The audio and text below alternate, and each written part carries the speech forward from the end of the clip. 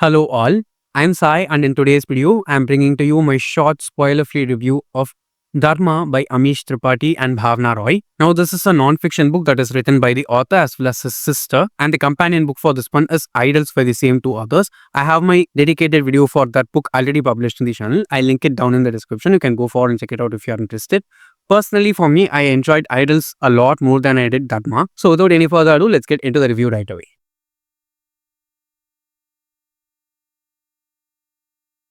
So in this book, Dharma, we follow a cast of 4 to 5 main characters. The non-fiction book is written in a way of conversations that is happening between these 4 to 5 people who are basically husband, wife and the wife's mother and father together, and they are discussing the concept of Dharma or the principles of Dharma between themselves. And the format of a conversation just provides a lot more context for understanding Dharma better, because it's not like someone is preaching us Dharma in any way. Just like in our Upanishads where sages have conversations with people or gods have conversations with sages, wisdom just gets transferred between two people as they go forward and discuss any kind of topics. That's the same kind of approach and format that the authors have followed throughout this book too, and it was very fresh and enjoyable to read. Okay, it makes the reading experience a lot more easy compared to just going forward and reading paragraph after paragraph of text about some concept without having any kind of life to it. Since these people are passionate about the topic that they are discussing, each and everyone has a very fresh and unique point of view of themselves and for themselves when it comes to addressing Dharma. It was really nice to read in that way. Now, another thing which I liked about the book, which I'm pretty sure that many people might not like, is the fact that both the authors go forward and take the characters from Amish's previous series, which are the Ramchandra series as well as the Shiva trilogy, as examples while going forward and discussing Dharma here.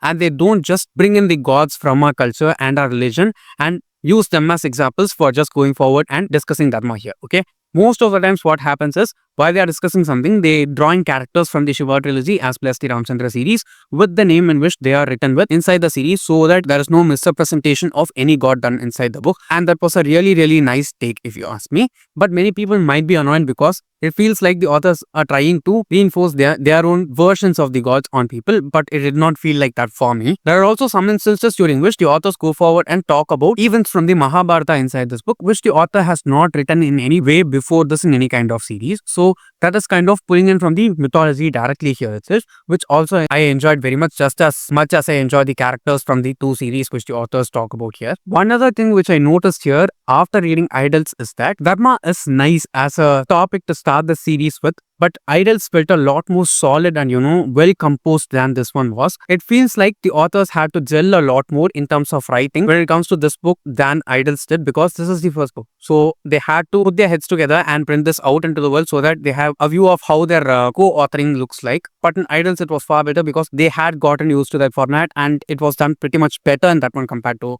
this one. But it does not hinder the reading experience in any way, because the two authors do not have any kind of difference in terms of their writing style. They are very simple when it comes to the language, and they address things head on in a very straightforward way rather than just looping things around in any way at all. I have a lot of tabs inside the book because I highlighted a ton of stuff inside the book, because some lines inside the book were really nice to read. They are philosophical. They make you think not just philosophically but also intellectually, because there are some things which come in life which we have to deal with just our head. We can't always go with our heart, because the heart gets manipulated very easily while the brain mostly doesn't get as much manipulated. Finally, I can say that as a whole, this book was a really nice way of addressing Dharma and discussing it as a topic rather than just going forward and spewing fact after fact about what Dharma is and what it is supposed to look like in any way. There was no agenda that the authors followed here, which felt a lot more relaxed and laid back to read from and grasp, rather than trying to confine you within walls of this is what Dharma can be and it cannot be anything which is not that. We all know that Dharma is not kind of bounding in any way.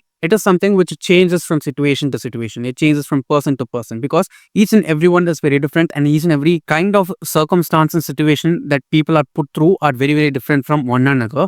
And it's not like everyone has the bandwidth to go forward and think about and experience all the things that another person is experiencing. So Dharma varies from person to person, from situation to situation, even with the kind of mindsets that different people have. So it's not like the Dharma that one person has will be the same for the person opposite them too. They might have totally different concepts of Dharma, which in turn can go forward and influence their karma too. And it's not something which is very straightforward to go forward and understand. The only straightforward thing here is that Dharma is very lucid. It's not straightforward. It is not very much bound. People need to go forward and experience it for themselves, and they can only judge their own Dharma, not others, which I think is the basic point of what Dharma is all about. So yes guys, that's it for my review of Dharma by Amish Tripathi and Bhavna Roy. I rated this book 4 stars and I enjoyed reading it very much. It is perfect for beginners also, and even if you are an avid and seasoned reader, you can go forward and read the book because it is very intellectually stimulating. If you did find this video useful, don't forget to give it a thumbs up and share it with your friends. And if you want to get more content from me, do subscribe to the channel. Thanks for watching and have a great rest of your day.